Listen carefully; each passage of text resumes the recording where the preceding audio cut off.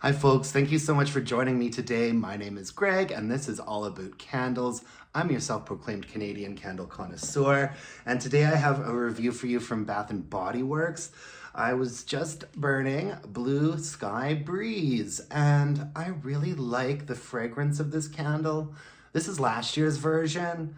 I thought it was pretty enough. It was much prettier when the wax was a gorgeous sky blue color, which it's not anymore. I liked it enough to get this year's version. This I think is the prettier jar, although I think that if it had colored wax as well, it would have won even more.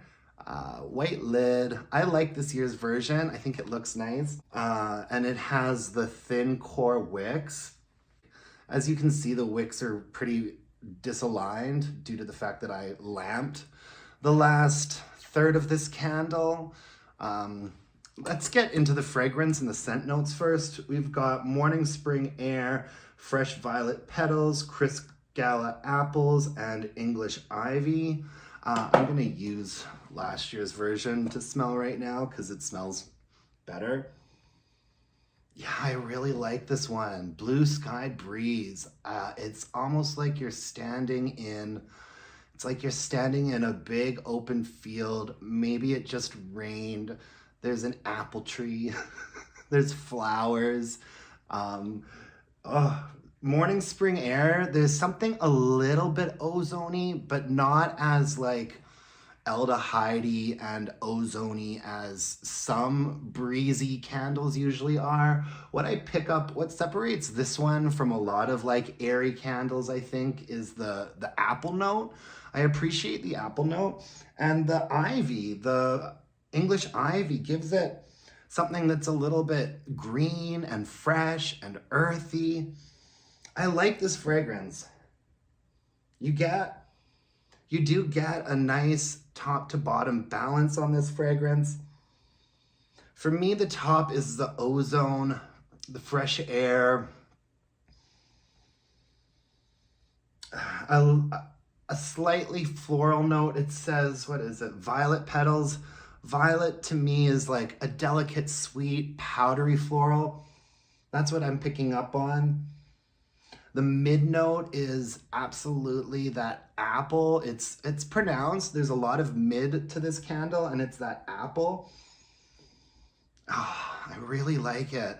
And then in the base, you have that ivy, sort of a green, lush, earthy finish to it. Beautiful. Like I said, I tried it for the first time last year and I did decide to repurchase it. I do hope this one performs a little bit better.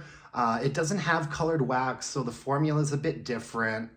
The thin core wicks lately has been a good sign when it comes to Bath & Body Works candles. As you can see, this one became really discolored. At this point, it was just tiny, tiny, puny wicks. It showed no signs of fixing itself, and the wax was starting to turn. So I put it underneath a candle lamp and I really enjoyed it that way. Even though it's quite discolored, the fragrance didn't get that corrupted.